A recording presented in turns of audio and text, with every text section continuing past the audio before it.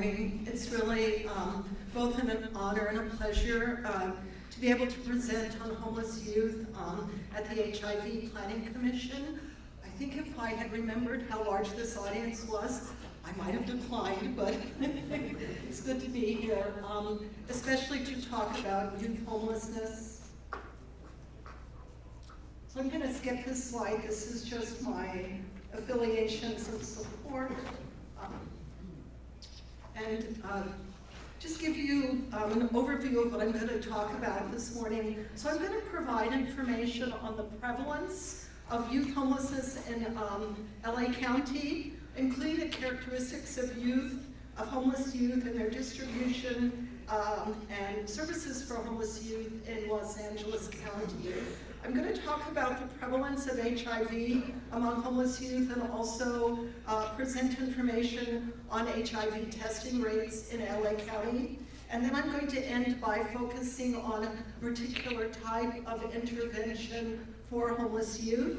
I'm going to focus on family-based interventions. I'm not going to talk about more individually oriented interventions like Street Smart, which some of you may be familiar with, that have been used in the past with homeless youth. So I really want to note from the beginning of this presentation that homelessness is a state. It is not a trait. Youth are homeless because they do not have stable, permanent housing. I also want to acknowledge the contribution of Rhonda Johnson from the Los Angeles Housing Service Authority, or LAHSA. She's also co-chair of the Los Angeles Coalition to End Youth Homelessness, and she was very generous in sharing slides on youth homelessness in LA County that are going to be included in this presentation. And I'm going to really try to save time for questions and discussion at the end.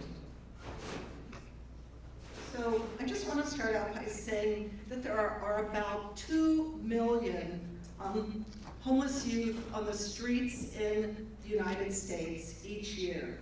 Now, Los Angeles is a major epicenter of youth homelessness and HIV risk.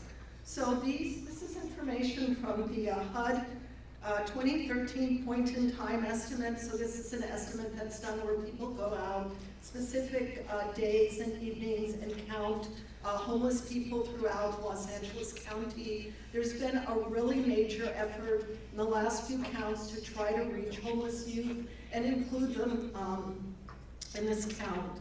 And you'll probably gather as I talk, this is a population that I have a very strong passion for. I've spent most of my research career focusing on homeless people. The last 20 years has been on homeless youth, and it's a group that is typically forgotten and underrepresented. So even though I'm a researcher, this is really my passion, so I may be a little strident at times, but I feel very strong about this population. So looking at the HUD point-in-time estimates, the number of homeless people in LA grew in 2013 to more than 58,000 people on a given night. And all of you know, as you drive through our streets, we see homeless people everywhere. People are camping, living rough. It's really a major crisis. It's gotten a lot of attention recently. So about 5,000 of whom were homeless youth between the ages of 13 to 24. The homeless youth numbers showed an increase of about 23% from the 2011 count to the 2013 count. And also recent work, just to continue to talk about the scope of the problem, has found that about 22% of public high school students in Los Angeles had experienced at least one night of homelessness in the previous year.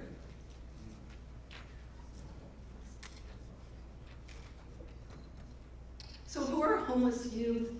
This first slide just shows that I'm just going to show you some demographics. So if we look at race and ethnicity by age, homeless youth in LA County are predominantly African American and Latino, especially youth who are under the age of 18.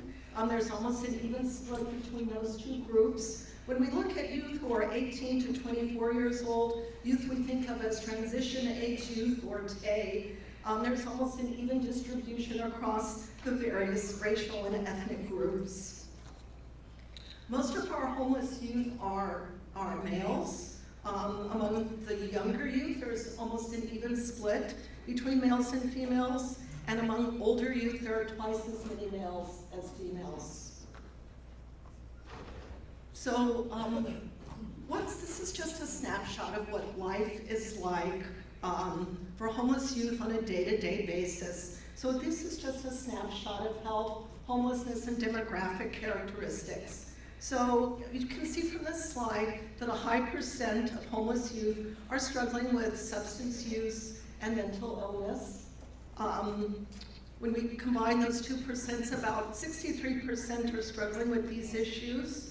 11% of homeless youth are what we call experienced or chronically homeless youth. So they've been out of home on the streets for a prolonged period of time, at least a year.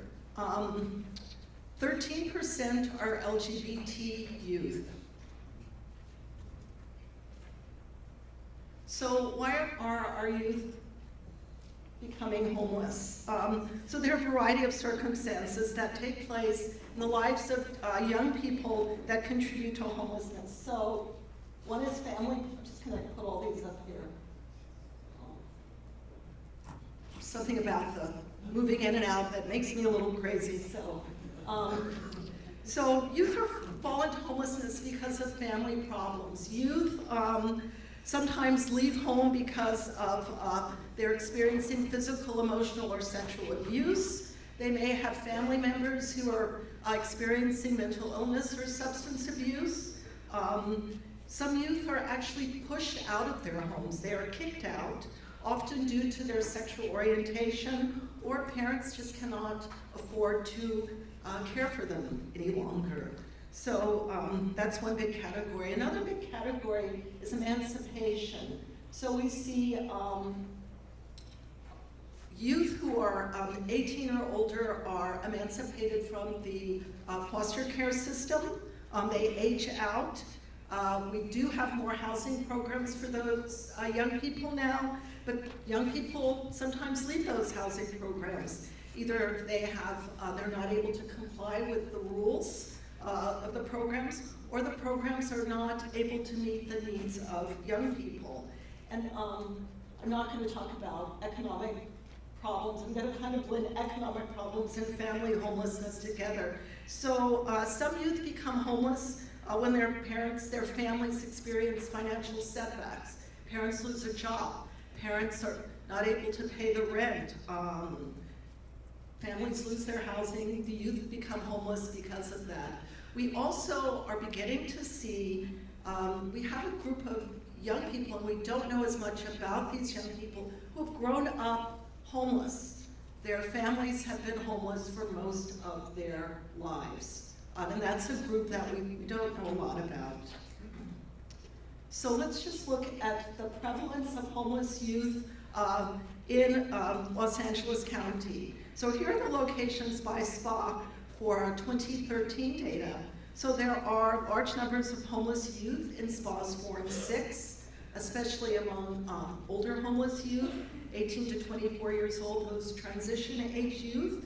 So SPA 4 and 6 make up almost half of the total number of homeless youth ages 24 and younger in LA County.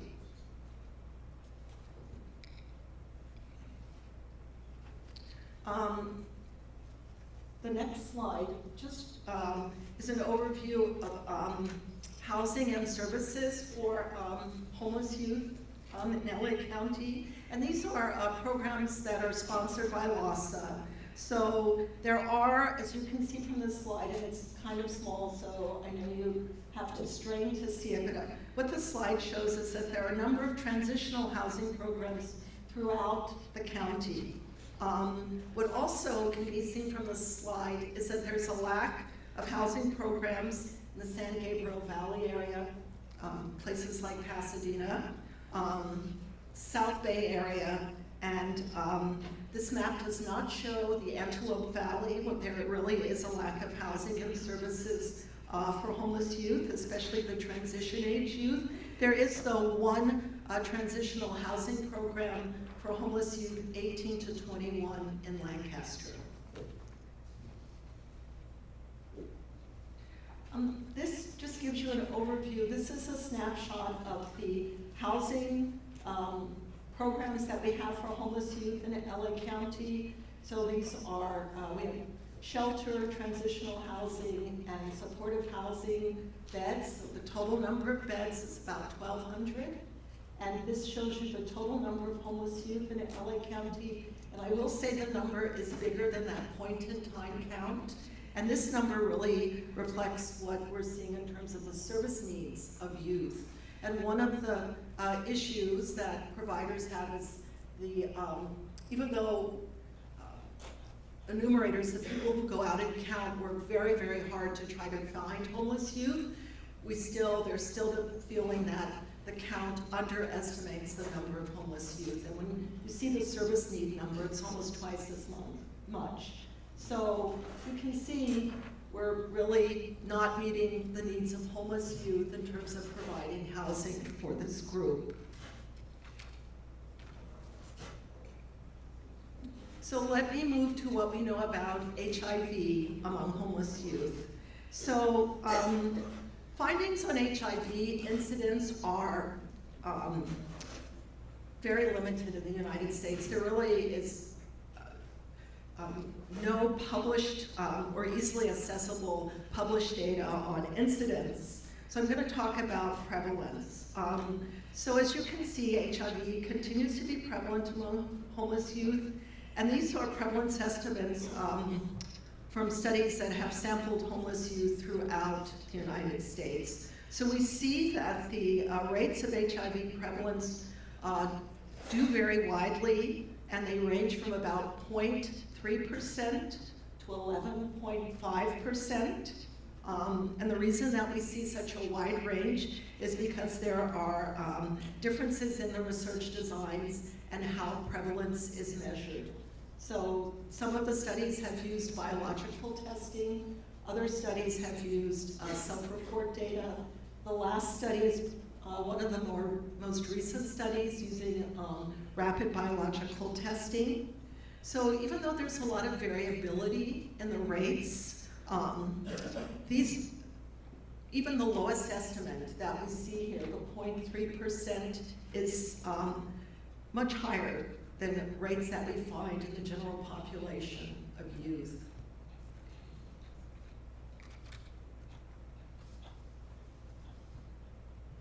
So another thing that we know is that rates of HIV testing among homeless youth are actually much higher than their risk-taking profiles might suggest. So that does lead some credibility to the self-report data that we have on prevalence. But again, biomarkers are the best estimate. So these are data from recent work in Los Angeles County. So what we found was that about 85% of the homeless youth who were sampled reported being tested in their lifetimes, and 47% had been tested in the past 90 days. So testing is occurring among homeless youth. When we look at characteristics of homeless youth who are the most likely to be tested, I put this on the slide. So among youth 13 to 24, among all youth, not just homeless youth, they are the least likely of all age groups to be tested. Among homeless youth, youth who inject drugs, who use amphetamines, who are female, who are sexual minority, who are older, who are a racial and ethnic minority, have a history of STDs, who've been sexually active for more than 5 years, or have a pregnancy history, are the most likely to be tested, and that makes sense. The youth who are the least likely are, again, you'll argue that's the younger youth, but also youth who sleep, what we sometimes call sleeping rough, youth who are out on the streets, who are sleeping, are least likely to be tested. And one of the things I want to say about homeless youth on the streets look very different from homeless adults who are on the street. Homeless youth really try to blend in with other young people. So homeless youth are not going to be pushing shopping carts. around with all their belongings, but homeless youth might have a duffel. You know, they will have skateboards to help get around and get from place to place. So some of the young people we see out and about who we think are fine are homeless youth. So what I want to point out, because the youth who are really on the streets are the least likely to be tested, we may be underestimating the prevalence of HIV among homeless youth. So these are data from a recent study in Los Angeles focusing on substance use, because substance use, like unsafe sexual practice, are risk factors for homeless use. So when we look at the prevalence of substance use among homeless youth, it is high. In the past 30 days, about 68% have consumed alcohol, 66% used marijuana, and about 39% have used hard drugs, so cocaine, methamphetamine. So substance use is prevalent in this population. I will say marijuana use is very prevalent. So there's a clear connection between substance use and unsafe sexual practices among youth, among homeless youth. It's also clear that the unsafe sexual practices and substance use among homeless youth are far greater than among their housed peers. So all I'm saying is that homeless youth are at risk for HIV. They are an underserved population in LA County. We find homeless youth in large numbers in the spas that have the highest incidence of HIV in LA County, such as spa 6. So high-risk group. So how can we prevent youth homelessness, especially among younger homeless youth? So I'm going to focus on work that myself and my colleagues have been doing for a number of years and arguing for this notion, or this work. So this is a colleague I work closely with, and part of what she argues is that family conflict causes youth homelessness. So family conflict, we know, leads to youth becoming homeless. So these are things like a parent repartnering, there's a lack of acceptance of a young person's boyfriend or girlfriend, lack of acceptance of a young person's sexual or gender identity. So these things are just examples of what can cause conflict and lead to youth either leaving home or being kicked out. So we have focused on family-based interventions for the past few years, because family-based interventions are an effective way to intervene to prevent negative developmental outcomes for any youth, whether they are homeless or not. And these interventions can promote inclusion and reintegration and reduce harm. And those are things that we know are important for preventing HIV risk behaviors among youth, including homeless youth. So family-based interventions with homeless youth are really a relatively unexplored area, and evidence-based ones are rare. And by evidence-based, I mean interventions that have involved comparing a control group that does not get the intervention to an intervention group that gets it, using either an experimental or quasi-experimental design. So what this slide shows is, these are results from a group that's called the Campbell Collaborative. What happens is that there are different groups, the Campbell Collaboration and then the Cochrane Collaboration, who review lots of studies that have been done for a number of years to really see kind of what works and what doesn't work, especially when we talk about interventions. So the Campbell Collaboration did an extensive review of interventions for promoting reintegration, reducing harmful behavior, and improving the lifestyles of street-connected children and young people. And this was done, this is a global search that they did. So they looked at 18 databases, 19 internet sites, both things from the US as well as from other countries. They came up with about 16,000 references for interventions. So the interventions had to have some rigor, which for them was at least a comparison group, where one group got the intervention and the other group didn't.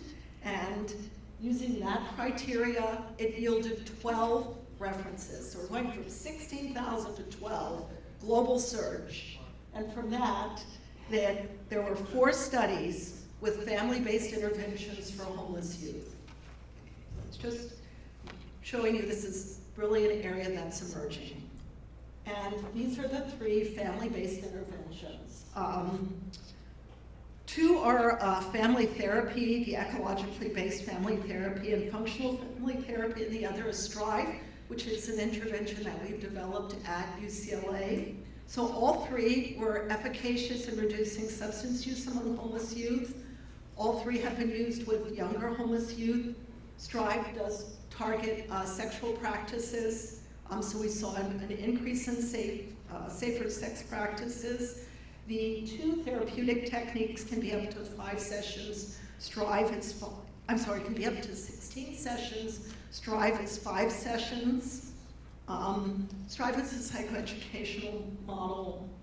And I'm just going to conclude with this slide, which really argues that there's a need for research that focuses on the family context of homeless youth.